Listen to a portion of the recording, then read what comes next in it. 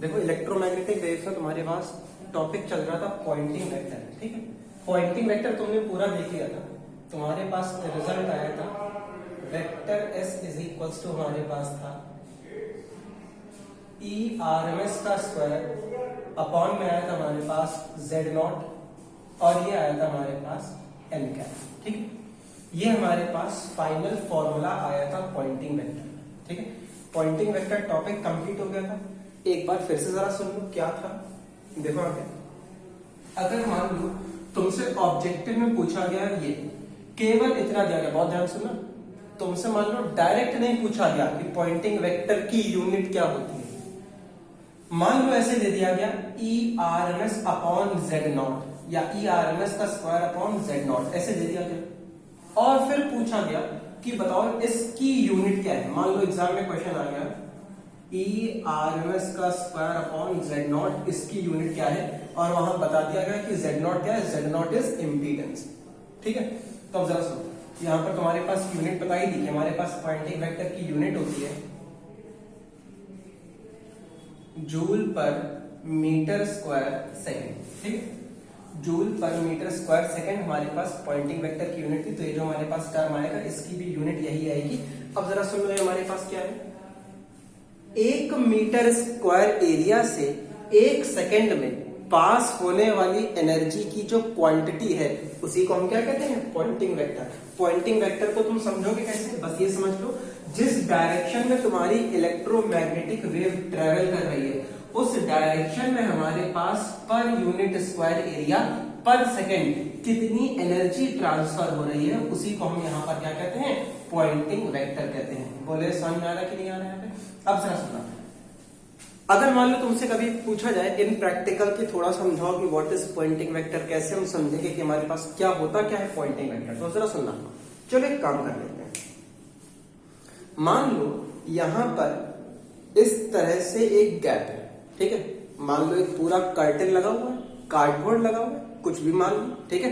एक कार्डबोर्ड लगा हुआ है और हमने उसमें इस तरह से एक गैप कर दिया, ठीक है। और वो गैप कैसा, स्क्वायर के शेप में, जिसकी लेंथ हमारे पास 1 मीटर है। अगर सोचो, अगर ऐसा हम एक स्क्वायर यहां पर ऐसे माने जिसकी लेंथ 1 मीटर हो, तो सोचो स्क्वायर का एरिया क्या होगा, 1 मीटर स्क्वायर। क्लियर सभी को, स्क्वायर का जो एरिया आएगा हमारे पास वो होगा 1 मीटर स्क्वायर। तो यहाँ पर 1 मीटर स्क्वायर एरिया का गैप है, बाकी क्या है, कार्डबोर्ड लगा हुआ है पूरे। मान लो अब मान लो यहां से एक इलेक्ट्रोमैग्नेटिक वेव इस तरफ ट्रेवल कर रही है। इलेक्ट्रोमैग्नेटिक वेव कोई भी हो सकती है, सबसे सिंपल एग्जांपल क्या है, लाइट। सबसे सिंपल एग्जांपल इलेक्ट्रोमैग्नेटिक वेव का क्या है, लाइट, ठीक है। कोई भी हमारे पास किसी भी तरह की इलेक्ट्रोमैग्नेटिक वेव हो सकती है, जिसमें से हम किसकी बात कर रहे हैं, लाइट। लाइट में भी सोचो कितने तरह की दर्जन भर लाइट में वेव्स होती हैं, ठीक है। अगर लाइट की बात करेंगे तो लाइट में सोचो हमारे पास क्या क्या होता है, विजिबल लाइट जो तुम देखते हो, फिर उसके बाद इंफ्रारेड, माइक्रोवेव्स, रेडियो वेव्स, ठीक है, गामा रेज, एक्स रेज, कितनी दर्जन तरह की हमारे पास रेज होती हैं। सब कैसी हैं, सब की सब इलेक्ट्रोमैग्नेटिक वेव्स हैं। इनफैक्ट जो नॉर्मल रेडिएशन होता है वो भी क्या है, एक इलेक्ट्रोमैग्नेटिक वेव है हमारे पास, ठीक है। तो जरा सुनो, जब भी हम इलेक्ट्रोमैग्नेटिक वेव कहें तो तुम कुछ अलग ना सोचने लगना कि कैसी वेव, नॉर्मल जो वेव्स बचपन से पढ़ते चले आ रहे हो उन्हीं की बात हो रही है, ठीक है। वही सब की सब हमारे पास क्या होती हैं, इलेक्ट्रोमैग्नेटिक वेव्स होती हैं। अब जरा सुनो, अब यहाँ पर हमारे पास बिल्कुल वही पुराने एग्जांपल पे आते हैं। यहाँ कार्डबोर्ड लगा है, बीच में हमने गैप कर दिया स्क्वायर शेप का, जिसकी लेंथ कितनी है, 1 मीटर, ठीक है। अब सोचो स्क्वायर का एरिया हमारे पास 1 मीटर स्क्वायर है और यहां से बाहर की तरफ क्या जा रही है, एक इलेक्ट्रोमैग्नेटिक वेव जा रही है। अब सोचो उस इलेक्ट्रोमैग्नेटिक वेव को उस स्क्वायर एरिया से बाहर जाना पड़ेगा। अब सोचो उस एरिया से 1 सेकेंड में जितनी एनर्जी बाहर की तरफ जा रही है उसी एनर्जी को हम क्या कहेंगे, पॉइंटिंग वेक्टर। क्यों, जरा सुनना, Poynting vector is the energy transmitted in the direction of motion of wave. क्यों, ये हमारे पास डायरेक्शन क्या होती है, कुछ याद करो, वेक्टर के। ये जो वेक्टर के देख रहे हो हम, इसी को क्या कहते हैं, के cap, sorry numerical value of के और एन कैप। मतलब जो एन कैप, ये डायरेक्शन देख रहे हो, डायरेक्शन कहां पर है, ये डायरेक्शन हमारे पास वेव के मोशन की डायरेक्शन को बताती है। तो वेव के मोशन की डायरेक्शन में पर यूनिट एरिया में और पर सेकेंड जितनी एनर्जी ट्रांसफर हो रही है उसी को क्या कहा जाएगा, पॉइंटिंग वेक्टर एस। तो वेक्टर एस की जब भी बात आए तो एस हमारे पास क्या है, एस हमारे पास जो अभी एक एग्जांपल तुम्हारे सामने क्रिएट करा है उसमें जो एनर्जी पास होगी उस स्क्वायर एरिया से उसी को हम क्या कहेंगे, S. What is S? S is the energy transmitted to that 1 metre square area in 1 second. 1 second में उस 1 मीटर स्क्वायर एरिया से जो एनर्जी हमारे पास ट्रांसफर हो रही है उसी को क्या कहा जाएगा, S. It is called Poynting vector. बोलो सबको समझ में आया? कोई परेशानी किसी को? पॉइंटिंग वेक्टर क्लियर है कि हमारे पास पॉइंटिंग वेक्टर क्या होता है, कैसा होता है? ठीक है, चलो आगे बढ़ते हैं। यहां पर पिछली क्लास में छोड़ा, ठीक है, काफी दिन हो गए इसलिए सारा रिवाइज करा दिया। और ये क्या है, ये सिंबल हमारे पास एवरेज का है, ध्यान रखना। 1-2 दिनों में तुम्हारी क्वांटम मैकेनिक्स शुरू होने वाली है, क्वांटम में एवरेज का सिंबल देखोगे। और जो हमारे पास ये वैल्यू थी ERMS का स्क्वायर अपॉन Z0, ये क्या है, ये पॉइंटिंग वेक्टर की एवरेज वैल्यू है सब। ठीक है, ये सारी बातें ध्यान रखना। अब आगे देखो अब टॉपिक आगे बढ़ाते हैं, कुछ आगे टॉपिक देखते हैं। अब देखो ध्यान से, अब यहाँ पर हमारे पास अगला टॉपिक है, जैसे तुम्हारे नोट्स में भी होगा, electrical and magnetic energy densities. देखो जरा ध्यान से, electrical and magnetic energy densities. ठीक है, चलो देखते हैं एनर्जी डेंसिटीज। जरा सुनो, अभी हम क्या देख रहे थे, अभी देख रहे थे Poynting vector. What is Poynting vector? Poynting vector is the flow of energy per metre square per second या per area per unit time. ठीक है, एनर्जी डेंसिटी की जब बात आ जाती है तो ध्यान सुनो, एनर्जी डेंसिटी क्या होती है, एनर्जी डेंसिटी की यूनिट तुम्हें तुरंत पता होनी चाहिए, joule per metre cube. The energy per unit volume is always called energy density. ठीक है, तो अब जरा समझना, अगर हम एनर्जी पर यूनिट वॉल्यूम की बात करेंगे तो वो एनर्जी डेंसिटी है। और ध्यान सुनो, इलेक्ट्रिकल एनर्जी डेंसिटी तुम पढ़ चुके हो, मैग्नेटिक एनर्जी डेंसिटी तुम पढ़ चुके हो, दोनों फॉर्मूलाज तुमने देखे हुए हैं। ठीक है, बहुत ध्यान सुनना, दोनों फॉर्मूलाज तुमने इलेक्ट्रोमैग्नेटिक्स में अपने देखे हुए हैं। उन्हीं दोनों फॉर्मूलाज को बस हम यहाँ पे लिखने वाले हैं। क्यों? क्योंकि अगर कोई इलेक्ट्रोमैग्नेटिक वेव हमारे पास ट्रेवल करती है तो उस इलेक्ट्रोमैग्नेटिक वेव में हमारे पास क्या क्या होता है, हमारे पास उसमें इलेक्ट्रिक फील्ड होती है और एक मैग्नेटिक फील्ड होती है। तो किसी इलेक्ट्रोमैग्नेटिक वेव में इलेक्ट्रिकल एनर्जी होती है और मैग्नेटिक एनर्जी भी होती है। तो सोचो कितनी तरह की हमारे पास एनर्जी डेंसिटीज निकलेंगी, इलेक्ट्रिकल एनर्जी डेंसिटी निकलेगी और मैग्नेटिक एनर्जी डेंसिटी निकलेगी। इतना अगर याद हो तो बहुत अच्छी बात है। एनर्जी डेंसिटी जो होती है उसको हम कैसे लिखते हैं, स्मॉल यू से। Small u is the representation of energy density, capital U is the representation of total energy या total potential energy, small u is the representation of energy density. Its unit is always joule per metre cube. ठीक है, अब ध्यान सुनो, अब देखो यहाँ पर तुम दो चीजें देखोगे, एक देखोगे यूई और एक देखोगे यूएन। ठीक है, यूई क्या है तुम्हें समझ में आना चाहिए तुरंत, इलेक्ट्रिकल एनर्जी डेंसिटी। यूएम क्या है, मैग्नेटिक एनर्जी डेंसिटी। यही दोनों एनर्जी डेंसिटी हमारी इलेक्ट्रोमैग्नेटिक वेव में पाई जाती है। ठीक है, देखो ध्यान से, देखो यहाँ पे जरा समझना, इलेक्ट्रिकल एनर्जी डेंसिटी तुम देख के आए हो, चाहो तो जरा पेजेस पलटो, तुम्हें देखने को मिलेगा फॉर्मूला हमारे पास होता है 12 एप्सिलॉन नॉट ई स्क्वायर। ठीक है, ये एनर्जी डेंसिटी है, तो तुम यूनिट तुरंत याद रखना कि हमारे पास यहाँ पर यूनिट क्या आने वाली है, ये यूनिट हमारे पास जूल पर मीटर। तो इतनी बात की है। यहाँ पर जरा देखो, अब बात आती है मैग्नेटिक एनर्जी डेंसिटी की। ठीक है, हमारे पास मैग्नेटिक एनर्जी डेंसिटी कितनी होती है, बहुत ध्यान से सुनो, तुमने इसका फॉर्मूला भी सीखा हुआ है। फॉर्मूला तुमने क्या सीखा है जरा समझना, 1/2 या ठीक से लिखे तो 1/2 म्यू नॉट बी स्क्वायर। जरा पेज पलटो, तुमने ये फॉर्मूला सीखा हुआ है। देखो ध्यान से, जहां पर बी यूज होता था जिसको हम क्या कहते हैं, मैग्नेटिक इंडक्शन। और ये हमारे पास क्या होता है, ये भी हमारे पास, इसकी यूनिट भी क्या होगी, जूल पर मीटर क्यूब। बोलो इतनी बात क्लियर, ये फर्स्ट इक्वेशन हो गई। अभी इसको सेकेंड इक्वेशन लिखेंगे, इसको जरा क्या करेंगे।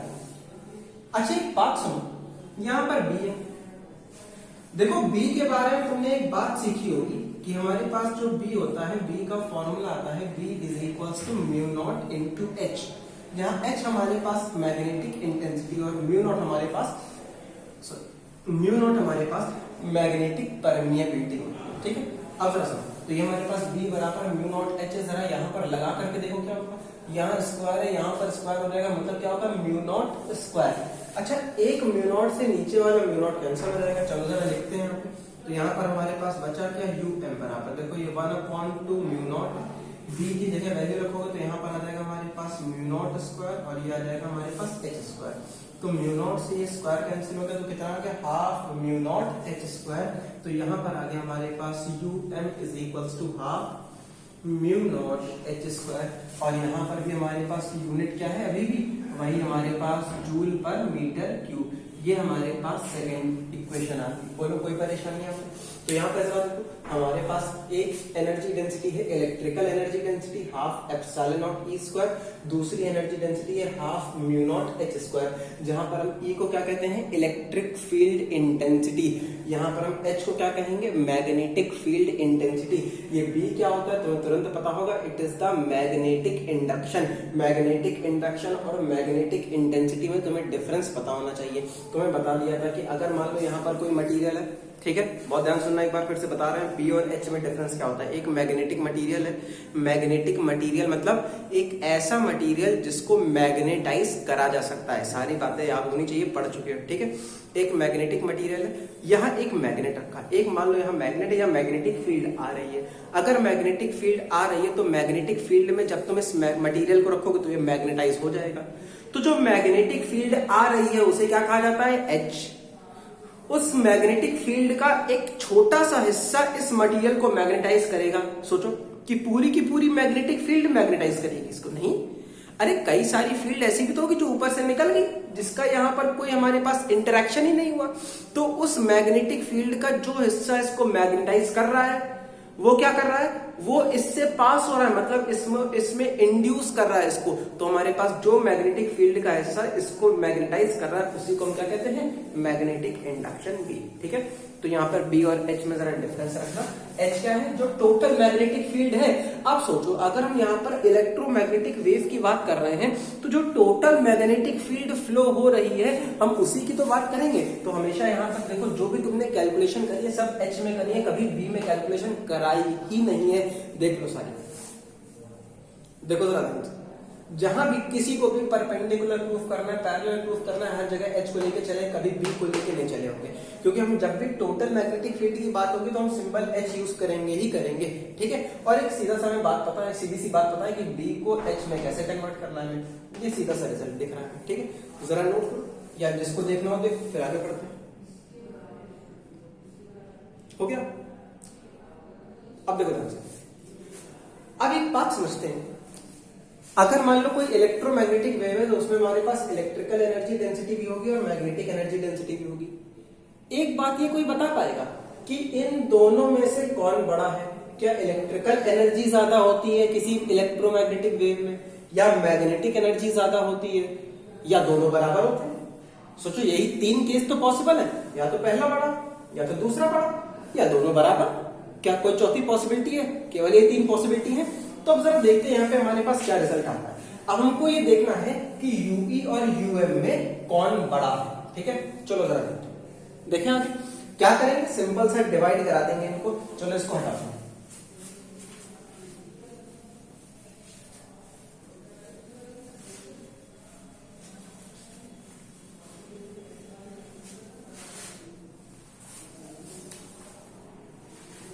देखो सर, अब यहां पर हम निकालते हैं यूई और अपॉन में आ जाएगा यूएम। भैया ये सब यू है, यू, ठीक है। चलो यूई अपॉन यूएम, मतलब यूई में क्या आ गया हमारे पास, ऊपर आ गया हमारे पास half epsilon naught E square, नीचे आ गया हमारे पास half mu naught H square. जरा देखो हाफ से हाफ कैंसिल, यहाँ पर हमारे पास है epsilon not upon mu naught, यहाँ पर क्या है ई अपॉन एच।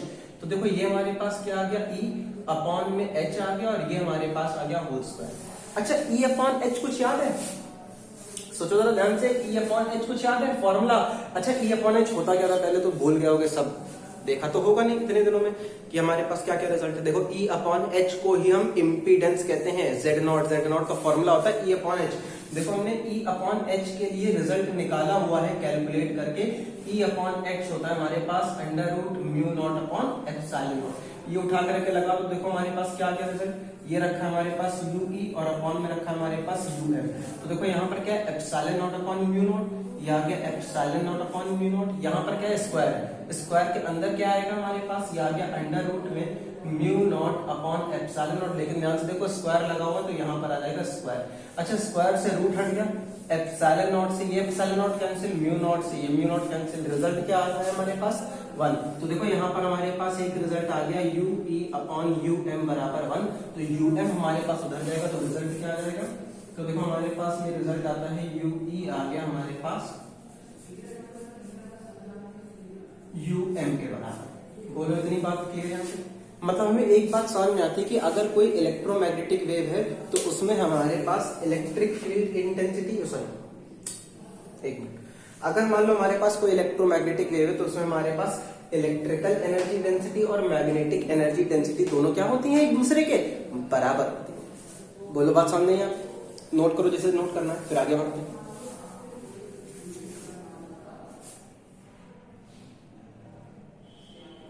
नोट हो गया। अब देखो देखो हमें इतना तो पता चल गया कि हमारे पास इलेक्ट्रिकल एनर्जी डेंसिटी क्या है, देखो ये फॉर्मूला दिख रहा है, मैग्नेटिक एनर्जी डेंसिटी क्या है, ये फॉर्मूला दिख रहा है।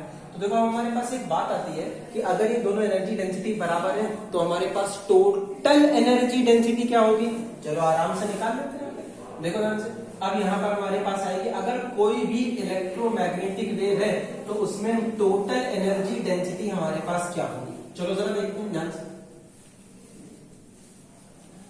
बस तुम्हें एक काम करना है, तुम्हें दोनों फॉर्मूले याद रखने, half epsilon naught E square और half mu naught H square. ये फॉर्मूला तुम्हें ध्यान रखना, तुम्हारे पास रिजल्ट आ जाएगा। देखो ध्यान से, अब यहां पर आता है हमारे पास टोटल एनर्जी डेंसिटी।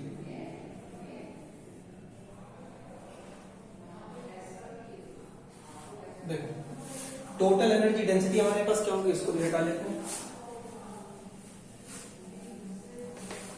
देखो अगर हमारे पास इलेक्ट्रोमैग्नेटिक वेव है तो इलेक्ट्रोमैग्नेटिक वेव में सीधा सा तुम्हें पता है इलेक्ट्रिकल एनर्जी भी है और मैग्नेटिक एनर्जी भी है। अगर दोनों हमारे पास एनर्जीज है तो दोनों को अगर जोड़ दो तो तभी तो टोटल एनर्जी आएगी हमारे पास। तो यहाँ पर हमारे पास आ रहा है टोटल एनर्जी डेंसिटी, ठीक है। टोटल एनर्जी डेंसिटी हमारे पास क्या होगी, जरा देखो, electrical energy density plus magnetic energy density. अच्छा देखो हमें एक बात तो पता है कि यूई बराबर क्या होता है हमारे पास यूएम के।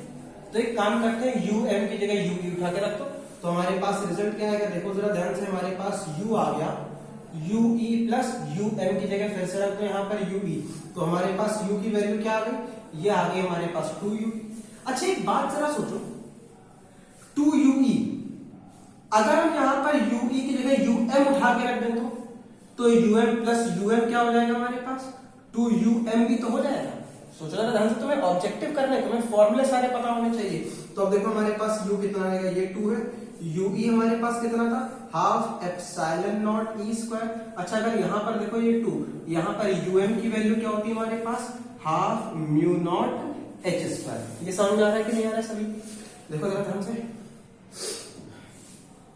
2 से 2 कैंसिल, यहाँ पर हमारे पास 2 से 2 कैंसिल, तो देखो यहाँ पर हमारे पास u की वैल्यू क्या आ गई, ये आ गया हमारे पास एप्सिलॉन नॉट ई स्क्वायर और ये किसके बराबर है, ये हमारे पास आ गया म्यू नॉट एच स्क्वायर। तो अब जरा ध्यान से देखो, ये हमारे पास दो फॉर्मूले आ गए टोटल एनर्जी डेंसिटी के। बहुत ध्यान रखना, फॉर्मूलाज में जरा जरा सा डिफरेंस है, इसीलिए ये चैप्टर तुम्हारे ऑब्जेक्टिव के लिए बहुत इंपॉर्टेंट हो जाता है, ठीक है। अगर मान लो टोटल एनर्जी डेंसिटी निकाली तो हमारे पास क्या है, ये एप्सिलॉन नॉट ई स्क्वायर और म्यू नॉट एच स्क्वायर, ये हमारे पास क्या होगा, ये हमारे पास है जूल पर मीटर क्यूब। बोलो समझ में आया सभी को कि नहीं आया, ठीक है, नोट कर लो, फिर आगे बढ़ते हैं इसके। हो गया नोट। अब देखो, अब यहीं पे हम एवरेज एनर्जी डेंसिटीज निकालेंगे, ठीक है। एवरेज एनर्जी भी हमारे पास किसके लिए निकलेगी, देखो एवरेज एनर्जी हम यहाँ पे दोनों तरह से निकाल सकते हैं। हम बस यहाँ पर टोटल एनर्जी की एवरेज एनर्जी डेंसिटी निकालेंगे, मतलब हमारे पास ये जो फॉर्मूला है एप्सिलॉन नॉट ई स्क्वायर और म्यू नॉट एच स्क्वायर, इन्हीं में से किसी एक के लिए क्या करेंगे, एवरेज निकाल देंगे। सोचो अगर मान लो हम इसका एवरेज निकालते हैं तो इसके लिए भी तो हमारे पास बिल्कुल वैसे ही रिजल्ट काम करेगा। तो एक के लिए रिजल्ट निकाल देंगे, दूसरे के लिए रिजल्ट हमारे पास एज इट इज आ जाएगा। क्यों आ जाएगा? देखो तुम्हें पता होगा, अगर इलेक्ट्रिक फील्ड की बात करो तो अगर इलेक्ट्रोमैग्नेटिक वेव है तो उसमें इलेक्ट्रिक फील्ड क्या होती है, एक हमारे पास साइन वेव होती है। और अगर मैग्नेटिक फील्ड की बात करें तो उसमें जो मैग्नेटिक वेव होती है वो भी क्या होती है हमारे पास, वो भी एक साइन वेव होती है। तुम्हें पता है ये वर्टिकल चल रही है तो ये हॉरिजॉन्टल चल रही है, ठीक है। दोनों, ये हमारे पास इलेक्ट्रिक फील्ड है और ये हमारे पास मैग्नेटिक फील्ड है। ई और एच दोनों क्या होती है, साइन वेव। साइन वेव बताने हम क्यों बता रहे हैं यहाँ पे बार बार, क्योंकि दोनों का नेचर सेम है। नेचर सेम है तो हमारे पास दोनों से जो रिजल्ट आएगा वो भी कैसा आएगा, सेम। तो हम कैलकुलेशन क्या करेंगे, किसी एक फॉर्मूले के लिए कैलकुलेशन कर लेंगे, दूसरे के लिए रिजल्ट हमारे पास अपने आप निकल आएगा। तो अब देखो हमारे पास आ रहा है एवरेज एनर्जी डेंसिटीज, ठीक है। और इतनी कैलकुलेशन कर चुके हो, अब तुम्हें कैलकुलेशन तो शायद अपने आप समझ में आ जानी चाहिए।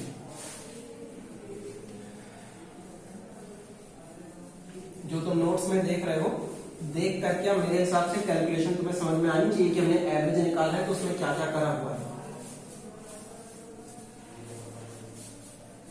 और ध्यान सुनो, देखो कई लोगों को ये दिक्कत आ सकती है कि ये डायरेक्ट फॉर्मूले कैसे यूज कर लिए, कि यू ई बराबर यूज कर लिया half epsilon naught E square और यू एम बराबर यूज कर लिया 1/2 म्यू नॉट बी स्क्वायर। भैया ध्यान से सुनो, ये एनर्जी डेंसिटीज के फॉर्मूलाज हैं। जहां पर भी हमारे पास इलेक्ट्रिक फील्ड इंटेंसिटी होगी वहां पर इलेक्ट्रिकल एनर्जी डेंसिटी का फॉर्मूला हमेशा यही रहेगा। जहां पर भी हमारे पास मैग्नेटिक फील्ड इंटेंसिटी होगी वहां पर मैग्नेटिक इंटेंसिटी का फॉर्मूला मैग्नेटिक एनर्जी डेंसिटी का फॉर्मूला यही रहेगा।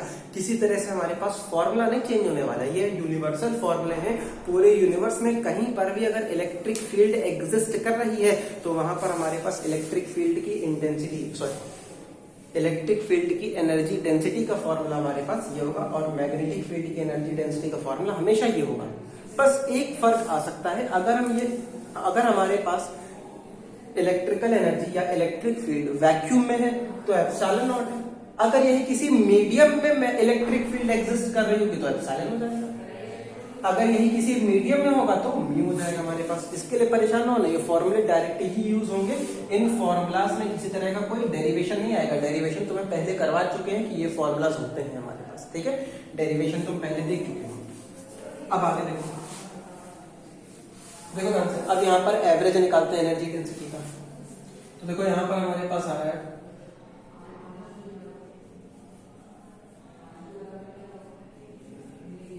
Average energy density. देखो ध्यान से, एवरेज एनर्जी डेंसिटी निकाल रहे हैं यहाँ पे, तो हमें एवरेज निकालना है, जरा समझना। एवरेज निकालना है, टोटल एनर्जी दी है हमने यहाँ पे, ना इलेक्ट्रिकल ली ना मैग्नेटिक, टोटल। अगर टोटल ली तो टोटल में तुमने दो फॉर्मूले देखे तो हम एक फॉर्मूला ले लेते हैं एप्सिलॉन नॉट ई स्क्वायर। देखो हम यहाँ पर इसकी एवरेज वैल्यू निकाल लेते हैं, ठीक है। यही काम तुम म्यू नॉट एच स्क्वायर के लिए भी कर सकते हो, उसके लिए करेंगे नहीं, उसके लिए लास्ट में डायरेक्ट फॉर्मूला लेते हैं, ठीक है। तो जरा समझो ध्यान से, अब ये एप्सिलॉन नॉट तो कांस्टेंट है, कांस्टेंट बाहर आ जाएगा। और तुम्हें समझा भी चुके थे कांस्टेंट बाहर क्यों आएगा। याद है कुछ इस तरह से कई सारी लाइन बनाई थी और तुमसे कहा था मान लो इन सभी की लेंथ अगर 5 सेंटीमीटर है तो इन सभी की लेंथ का एवरेज क्या निकलेगा, 5 सेंटीमीटर ही निकलेगा। क्योंकि अगर कोई चीज बराबर है, कांस्टेंट है, तो उसका एवरेज भी वही होता है, नहीं चेंज होता। तो यहाँ पर एप्सिलॉन नॉट है, अगर एप्सिलॉन नॉट एक कांस्टेंट है तो उसका एवरेज भी वही रहेगा, बिल्कुल नहीं चेंज होगा। हाँ, यहाँ पर जो ई स्क्वायर है इसका एवरेज अलग आएगा। क्यों, जरा सोचो। तुमने यहाँ पर ई के बारे में देखा है, अगर ये इलेक्ट्रिक फील्ड रिप्रेजेंट हो रही है तो इलेक्ट्रिक फील्ड का वेरिएशन होता है कि नहीं होता है, बढ़ रही है, कम हो रही है, फिर अपोजिट डायरेक्शन में, फिर ऊपर, फिर नीचे। मतलब ई क्या है, वेरिएबल है, लगातार बदल रहा है। अगर बदल रहा है तो उसका एवरेज निकलेगा और एवरेज हमारे पास फिर कुछ ना कुछ वैल्यू आएगी। बोलो समझ में आ रहा है कि नहीं आ रहा है। और देखो ये क्या कुछ नया तुम्हारे पास नहीं, सब देख चुके हो। फिर से बता रहे तुम्हें ERMS क्या होता है। अगर मान लो हमारे पास इलेक्ट्रिक फील्ड है तो यहां से जरा उल्टा चलो, इलेक्ट्रिक फील्ड का पहले स्क्वायर फिर क्या मीन, समझ आ रहा है क्या। इलेक्ट्रिक फील्ड है, अगर ये ERMS है तो क्या होगा, इलेक्ट्रिक फील्ड का स्क्वायर, स्क्वायर के बाद क्या करना है, मीन। मीन के दो सिंबल होते हैं, एक तो ऐसे या फिर ऐसे। तो यहाँ पर ये सिंबल यूज हुआ तो हम यही सिंबल यूज करेंगे, इसका मीन। फिर क्या है यहाँ पे रूट, पूरे का रूट ले लो। बोलो समझ में आ रहा है कि नहीं आ रहा है? तो अगर ई आर एम एस होगा तो उसको लिखोगे कैसे? ई स्क्वायर का मीन फिर उसका रूट। अच्छा यहाँ पर रूट है, यहाँ पर रूट नहीं है, तो एक काम करो रूट को इधर भेज दो। तो यहाँ पर क्या लगता है, ये जो वैल्यू देख रहे हो ई स्क्वायर का जो एवरेज आएगा उसको हम लिखते क्या है, उसको हम ई आर एम एस का स्क्वायर ही लिखते हैं, ठीक है। या फिर अगर थोड़ा सा इसको ठीक से देखो, तो यहाँ पर हमारे पास जो वैल्यू आती है उसे क्या लिखेंगे, या अब देखो खैर काफी सीख चुके हैं, उसको डायरेक्ट लिखा जा सकता है। तो यहाँ पर हम इसको क्या लिख सकते हैं, रूट को इधर भेज दो, जाएगा ई आर एम एस का स्क्वायर, और ये हमारे पास ये रूट हट जाएगा, ठीक है। तो ये जो वैल्यू आ गई हमारे पास एप्सिलॉन नॉट, और ये आ गया हमारे पास ई आर एम एस का स्क्वायर। बोलो समझ में आया कि नहीं आया यहाँ पे सभी को? इतनी बात क्लियर हुई सभी को? ये हमारे पास है एवरेज एनर्जी डेंसिटी। बहुत ध्यान से सुनना, हमारी इलेक्ट्रोमैग्नेटिक वेव की एवरेज एनर्जी डेंसिटी हमारे पास ये है। इतनी बात क्लियर है यहाँ पे? आगे जाते देखो ध्यान से, जैसे ही हमारे पास इलेक्ट्रिक फील्ड के लिए है, बिल्कुल वही चीज हमारे पास ये मैग्नेटिक फील्ड के लिए भी होगी। मैग्नेटिक फील्ड के लिए हमारे पास क्या आएगा, मैग्नेटिक फील्ड के लिए इसका एवरेज हमारे पास आ जाएगा एप्सिलॉन नॉट की जगह म्यू नॉट, और ई की जगह हमारे पास एच आ जाएगा, ये आ गया हमारे पास एच आर एम एस का स्क्वायर। बोलो कोई परेशानी है आपको? इतना सबको क्लियर है? अच्छा देखो तुम्हें एक बात यहाँ पर पता होनी चाहिए, ये आर एम एस में है, हम इसको ई नॉट में भी कन्वर्ट कर सकते हैं। ई नॉट हमारे पास क्या है, ई नॉट हमारे पास मैक्सिमम वैल्यू होती है, बिल्कुल वैसे ही यहाँ पर हमारे पास एच नॉट क्या होगा, एच नॉट इसकी मैक्सिमम वैल्यू होगी। अगर तुम्हें कुछ याद हो तो देखो ध्यान से, क्या हमारे पास जो ई आर एम एस होता है, ई आर एम एस की जो वैल्यू होती है वो हमारे पास होती है ई नॉट अपॉन रूट 2। तुमसे कहा था अपनी बेसिक प्रीवियस की कैलकुलेशन देख लेना अगर याद आ रहा हो तुम्हें कुछ तो, ठीक है। तो वैसे हमारे पास एच आर एम एस क्या होता है, ये हमारे पास एच आर एम एस होता है हमारे पास एच नॉट अपॉन रूट 2, ठीक है। ये उठा करके लगाना चाहो तो ये लगा दो, हमारे पास ई नॉट में फॉर्मूला देगा, यहाँ एच नॉट में फॉर्मूला आ जाएगा। तो देखो यहाँ पर हमारे पास यू की जो एवरेज वैल्यू वाली वो कैसे आ रही है, एप्सिलॉन नॉट, ये वैल्यू लगाओ तो क्या हो जाएगा, ई नॉट स्क्वायर, नीचे रूट 2 है, रूट 2 का स्क्वायर करोगे तो वो रूट हट जाएगा। तो यहाँ पर हमारे पास क्या आ जाएगा 1/2, और ये आ जाएगा हमारे पास ई नॉट स्क्वायर, ठीक है। ये एवरेज एनर्जी का फॉर्मूला है, यहाँ पर भी एवरेज एनर्जी का फॉर्मूला क्या आ जाएगा 1/2 लग जाएगा, और यहाँ पर हमारे पास म्यू नॉट और ये आ जाएगा एच नॉट स्क्वायर। ये हमारे पास एवरेज एनर्जी का फॉर्मूला आता है। बहुत ध्यान से सुनना, जब भी एवरेज लोगे तो यहाँ पर अगर ये फॉर्मूला यूज करते तो यहाँ पर क्या आएगा E naught, it is the maximum value. अगर ग्राफ बनाओ तो पता है ई नॉट कहाँ पर आएगा, अगर हम ये ग्राफ बनाएंगे तो हमारे पास ये जो मैक्सिमम वैल्यू चल रही है इसी को हम क्या कहेंगे यहाँ पे ई नॉट। बोलो समझ आया सभी को कि नहीं आया यहाँ पे? ठीक है, इतनी बात क्लियर है यहाँ पे सभी को? नोट करो जरा, फिर आगे बढ़ते हैं।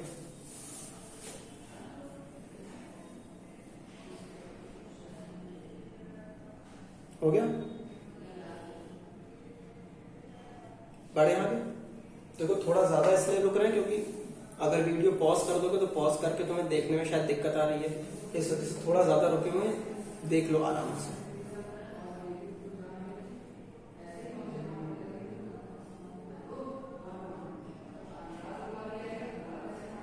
हो गया?